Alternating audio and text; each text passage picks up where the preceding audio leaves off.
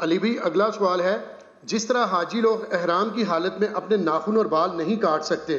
یہاں تک کہ قربانی نہ ہو جائے، کیا عید قربان کی قربانی کے لیے قربانی کرنے والے کا بھی یہی حکم ہے؟ نہیں، اس درجے میں تو نہیں ہے جو احرام کی پابندیاں ہیں۔ احرام کی پابندیوں میں تو آپ میاں بیوی کا جو تعلق ہے وہ بھی قائم نہیں کر سکتے، اور نہ تو ضروری بال، نہ غیر ضروری بال، نہ ناخن یا مونچھوں کو تراشنا، کچھ بھی نہیں کر سکتے جتنے دن آپ نے احرام پہنا ہوا ہے۔ حج تمتع میں تو وہ چند دن کی پابندی ہے، لیکن حج قران کے اندر تو ایک لانگ پیریڈ آف ٹائم ہے، مشکل وقت ہوتا ہے، ایک چیز کا آپ نے دھیان رکھنا ہے اس میں۔ تو اس میں آپ نے یعنی ایون زور سے داڑھی کا خلال بھی نہیں کرنا کہ جس سے بال ٹوٹ جائیں گے۔ تو یہ نہیں کہ دم واجب ہو جائے گا، دم واجب ہوتا ہے جب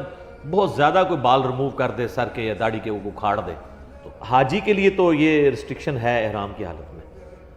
اور یہ فرض کے درجے کے اندر ہے، اس کی احرام کی پابندیوں کا حصہ ہے۔ رہے عام عید قربان والے، تو اس کے بارے میں صحیح مسلم میں اوپر تلے کئی احادیث ہے کہ نبی علیہ السلام نے فرمایا کہ جس کا قربانی کا ارادہ ہو اور ذوالحجہ کا چاند نظر آ جائے، اس وقت سے لے کے اس کا جانور قربان ہونے تک وہ اپنے جسم اور کھال سے کوئی چیز ریموو نہیں کر سکتا۔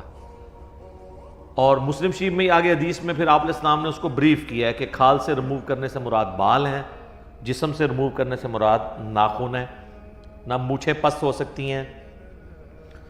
نہ شیو کوئی کر سکتا ہے، نہ داڑھی چھوٹی کروا سکتا ہے، نہ زیر ناف بالوں کو صاف کیا جا سکتا ہے۔ یہ ساری پابندیاں آپ نے کرنی، یہ سنت ہے۔ غیر حاجی کے لیے واجب نہیں، سنت ہے، اور وہ بھی اس کے لیے جو قربانی کر رہا ہے۔ تو ظاہر قربانی جب وہ کر رہا ہے پورے گھر کی طرف سے، تو پورے گھر میں جتنے بالغ ہیں ان کو یہ پابندی سے گزرنا پڑے گا، ان کو یہ پابندی کرنی ہوگی۔ اس لیے آپ دیکھتے ہیں کہ جو لوگ مونچھیں بہت پست رکھتے ہیں ان قربانی کے دنوں میں، ہماری بھی ایک آدھ ریکارڈنگ تو آئی جاتی ہوتی ہے ہر سال، تو اس میں مونچھیں بڑی ہوتی ہیں، لوگ نیچے کمنٹس کرتے ہیں نہیں لگتا ہے مونچھیں رکھ لی ہیں، مونچھیں نہیں رکھی ہوتی، وہ اس کی وجہ سے بڑی ہو جاتی ہیں۔ تو نبی علیہ السلام نے اس کو مشروع فرمایا، حتیٰ کہ یہاں تک آیا سنن نسائی کے اندر، المستدرک للحاکم کے اندر، سنن ابی داؤد کے اندر، امام حاکم نے بھی صحیح کہا، امام ذہبی نے بھی موافقت کی ہے کہ ایک غریب صحابی تھا، اس نے کہا یا رسول اللہ قربانی آئی ہے تو میرے پاس ایک ہی بکری ہے جو دودھ دینے والی ہے، تو آپ اگر مجھے اجازت دیں تو میں اللہ کی راہ میں قربان کر دوں۔ اب وہ اتنا غریب تھا کہ اس کا سورس آف انکم بھی وہی بکری تھی، تو حضور علیہ السلام نے کہا کہ نہیں، اس کو قربان نہ کرو۔ اب اس کو جوش بھی تھا قربانی کا، تو آپ نے فرمایا کہ اس طرح کرو کہ عید قربان والے دن باقی لوگ قربانی کر رہے ہوں گے تو تم اپنے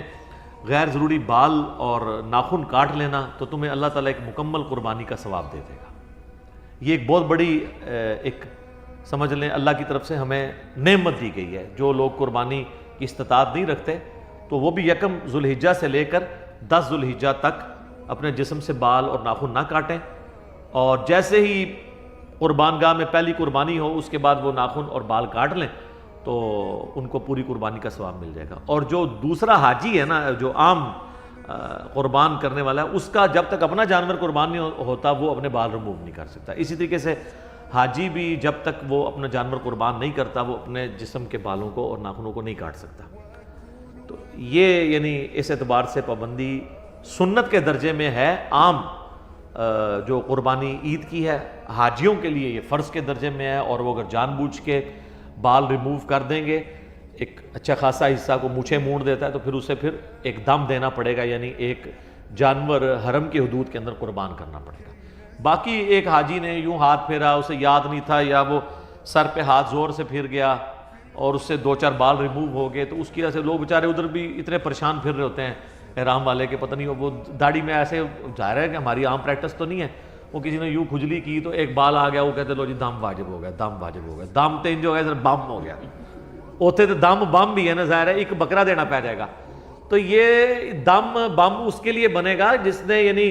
مونچھیں پوری ریموو کر دیں، یا سر کے اچھے خاصے بال شیو آف کر دیے، یا مشین پروا دی، یا آدھی داڑھی مونڈ دی، یا خط کروا لیا، اس کے لیے۔ یہ جو 2-4 بال ہیں وضو کے دوران نکل گئے یا ویسے ہو گئے، تو اس پہ کوئی اس طریقے کا نہیں ہے، اس کو تو نبی اسلام نے کہا کہ وہ عام چھوٹا موٹا صدقہ اور خیرات کر لے تو کافی ہو جائے گا۔ ٹھیک ہو گیا جی؟